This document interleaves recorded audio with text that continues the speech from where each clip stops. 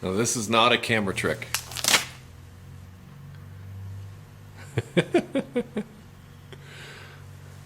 The man with the smoking hands.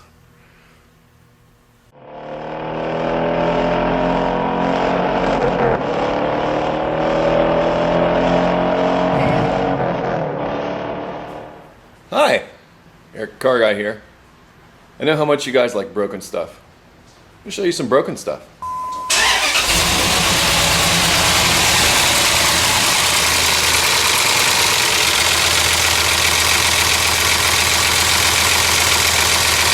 Well, that engine's gonna go. I'm not gonna take you on the whole trip, but you know, we'll do a little signpost along the way. I think what I'm gonna do though,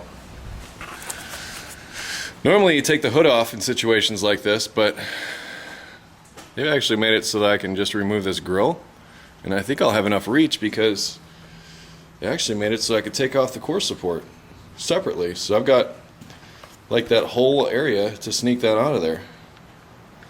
I'm thinking it's gonna work. Just sit back in there a little bit. Looks like it'll be a little tricky to shoehorn it down in there, but, and by the way, it is a 4.7 liter. So, we're gonna have some fun today. All day. Chilly today. Actually, it's not as bad as it has been. It's just a little humid.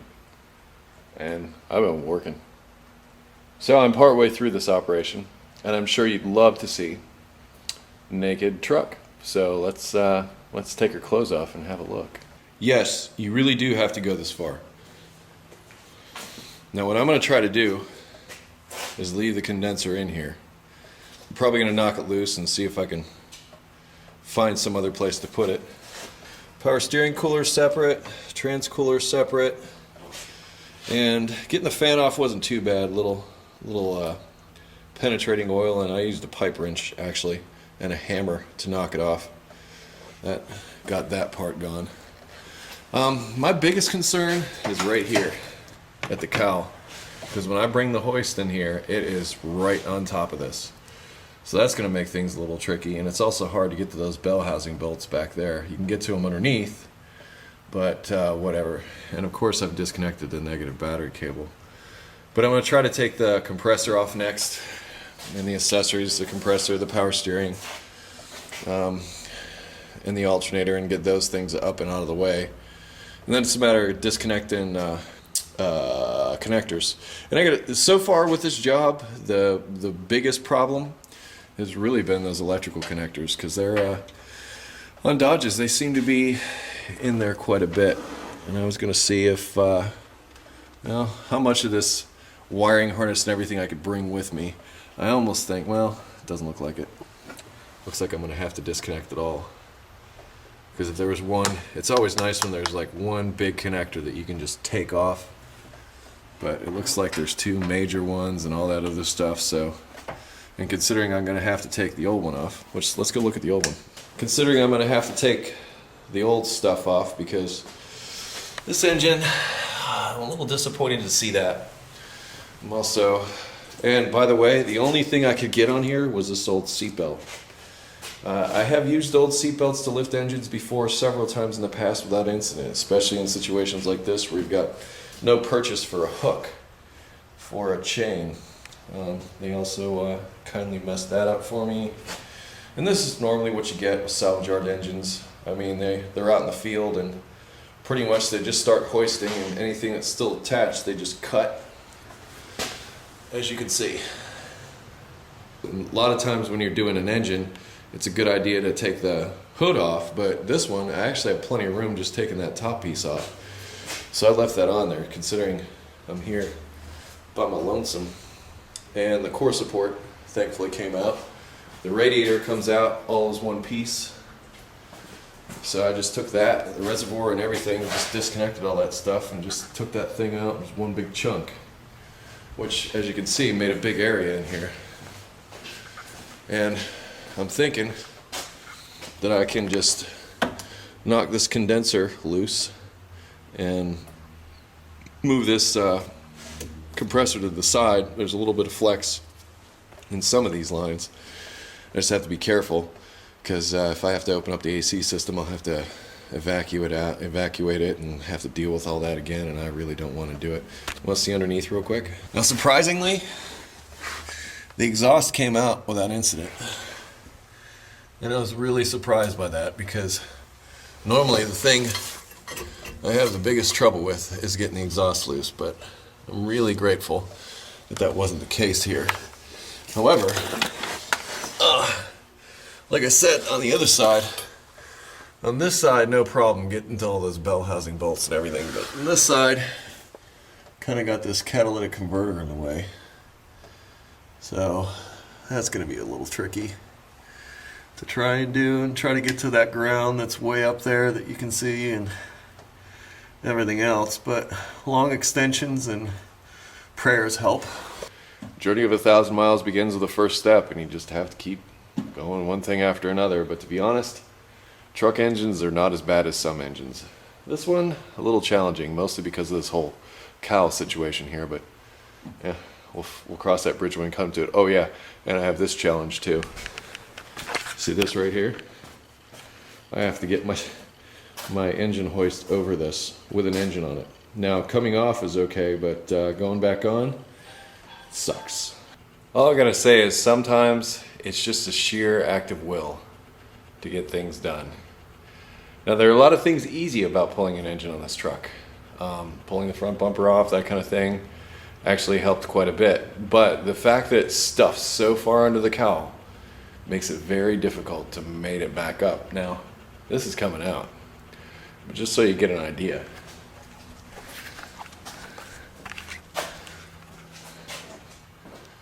See, it's fun. And I gotta pilot this back down in under that, and then get the bolts down in there. Not to mention the engine mounts, which I've taken off to get some clearance. And I don't want to hold this up in the air too long like this, but I know how you like to see this stuff. That and getting this crank pulley off was a chore. Just about killed my puller. And I'm using a seat belt. Yes, I am using a seat belt to pull this engine. It's the only thing I can get onto it. Anyway, I'm gonna get this out of here. And I might just call it quits and come back another day, because I'm tired of this, man. I want to do something else for a living for a while. Key is to work slow and deliberate.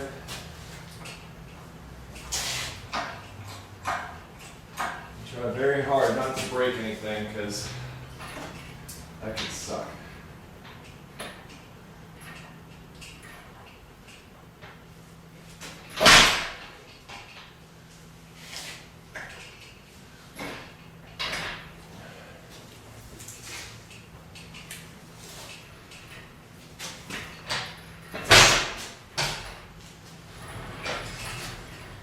Now once you get it clear, get it down. Center of gravity being high up like this, it's not as safe. So you want to get the center of gravity as low as possible when you move this.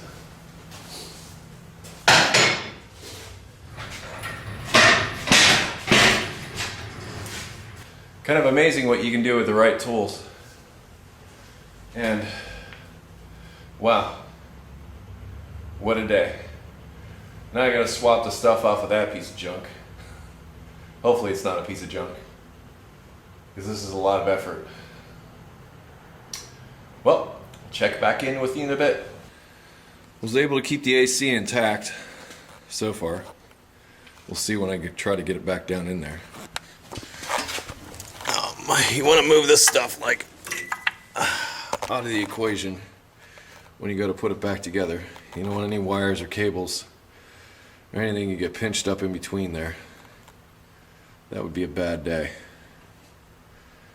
But I kind of like these engine mounts, the way they're hooked in to where you can drop it down in there, but the fact that they stick out so far is a problem. But I thank my lucky stars that this is not four-wheel drive, because if this was four-wheel drive, I'd really be hating life. But power steering is all intact and out of the way. Transmission cooler intact and out of the way. It's just an exercise in patience, really. A couple of things while I'm at it.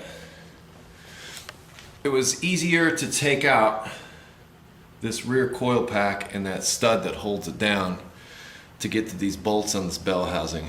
Also easier to take the PCV valve off to try and get down in here to this stuff. But it was definitely challenging. And I honestly think I'm going to get a set of plugs, put it in this thing before I put it in, just because it's kind of a pain to get to them when it's out of the car, or when it's in the truck, because they're buried down in there.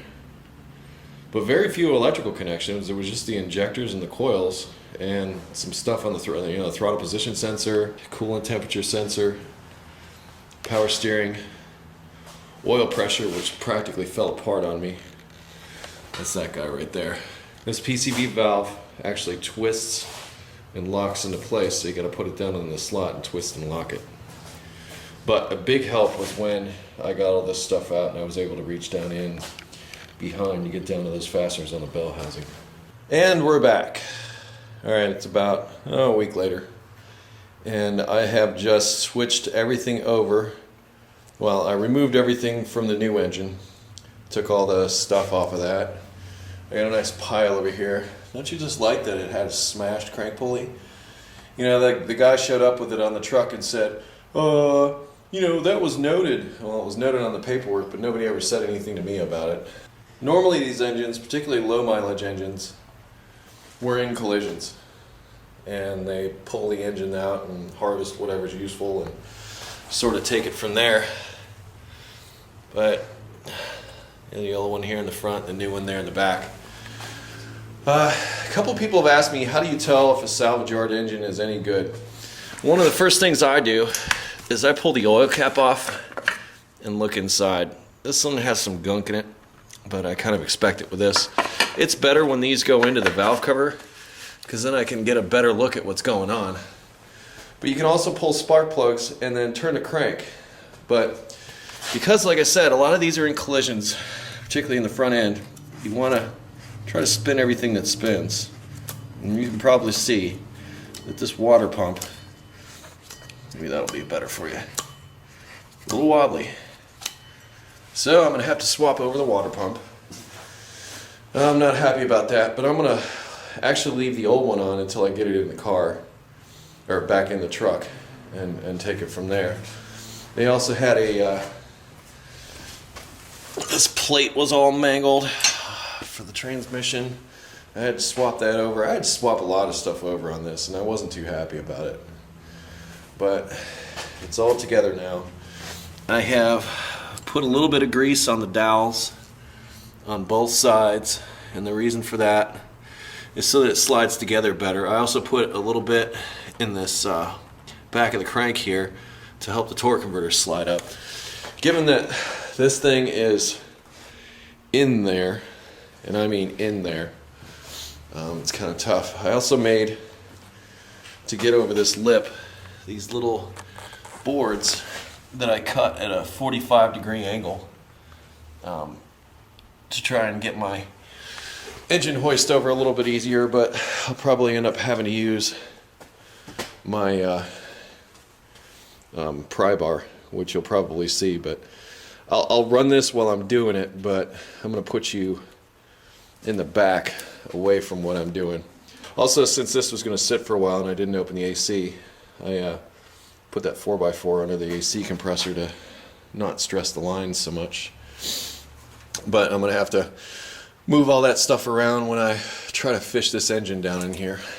But so far nothing's really broken, which is good, and I'm just gonna go for it. I'm not gonna put the brackets for the engine mounts on until I'm inside the engine compartment, which is gonna be a little tricky, but I don't really have a choice. I almost think what I'm gonna end up doing is bolting it up to the transmission first before I try to mess with these, because these will get in the way. Hopefully I'll be able to lift the transmission up high enough so that I can sneak those mounts in there, so that I can get them started inside the car, because it was an issue trying to get it out of the car. In fact, if I were to do this again, I would disconnect the mounts from the block before I even tried to pull the engine, and it would make things a lot easier. And there's always a little bit of extra goo that comes out when you start rolling these things around and taking things apart. Okay, I don't know if I mentioned that I replaced the spark plugs on this also, but there are some devices that hang off of engine cranes that help you position the engine.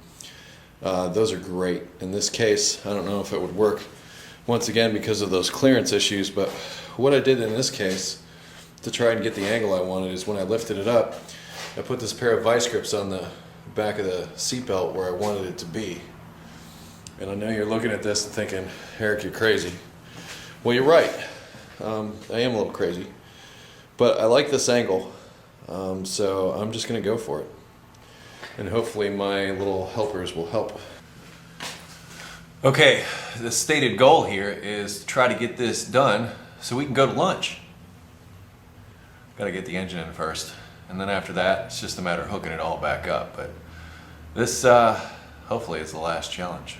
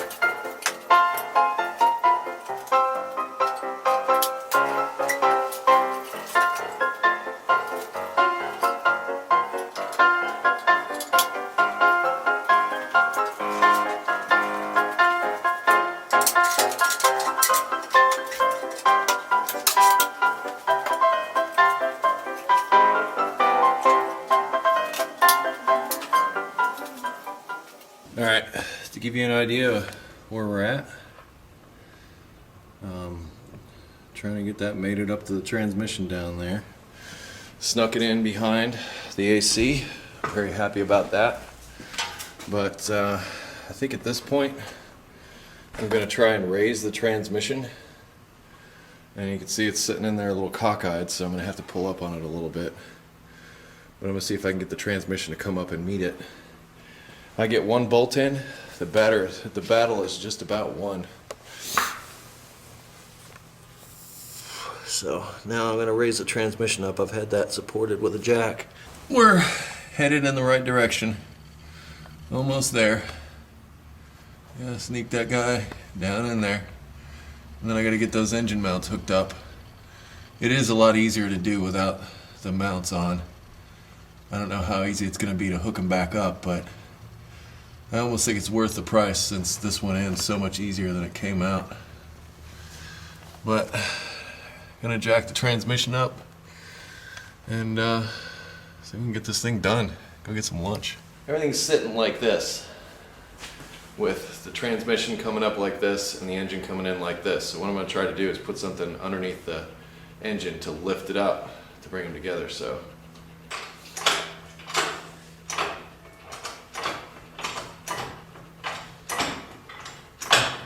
now I'll let the engine down instead of trying to jack it up so it'll wedge together.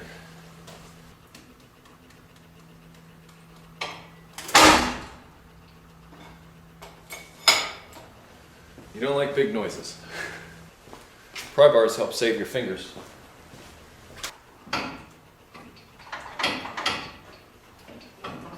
Take your time with this. We'll be back in a minute.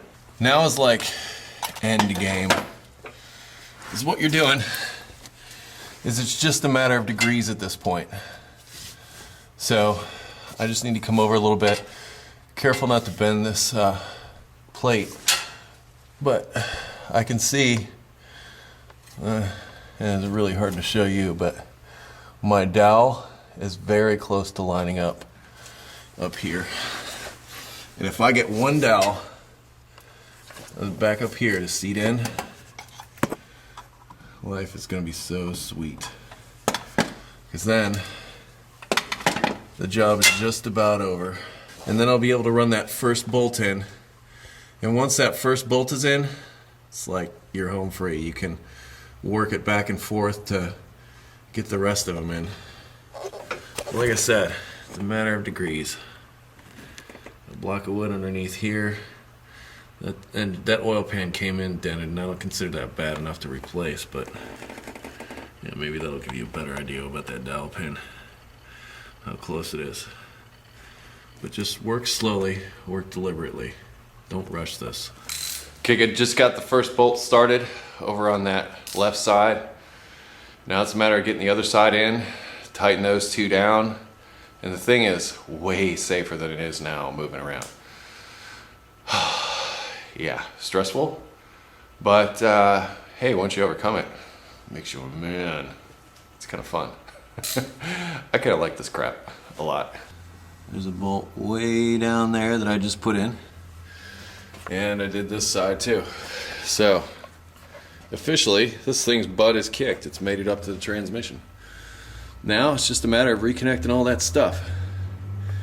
Pain in the butt, yes, but I think the battle is over. At least that's the way I feel about it. Okay, here's just a little quick tip. Don't put the engine mounts back in. Reason is it's so much easier to get to these bell housing bolts if you just rest that on the front cross member there.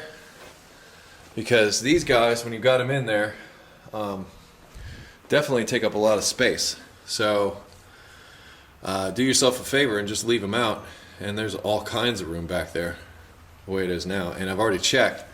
What I'm going to do is I'm going to lift up the front of the engine again and put the mounts back in after I'm done putting all the bell housing bolts in and everything back on the back of the engine. Well, the day was going well.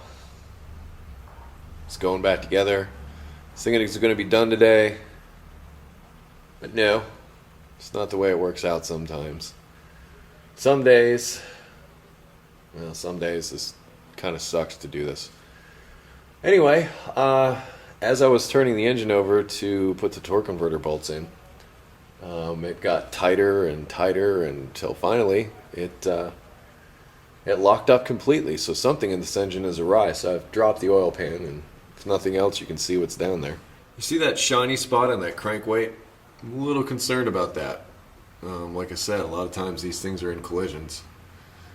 I don't know. Maybe it's in the timing chain. But it ain't moving. and I don't know what to do about it other than take it back out and replace it. For whatever reasons I cannot figure out, this crank has seized up inside of this engine. I've even gone so far as to take the timing cover off and everything else, but I was putting the torque converter bolts on, and the only thing I see is this right here. That doesn't look normal. That, well, next to it looks normal, but that one doesn't look normal. So I'm going to say that's probably the problem. My hope is that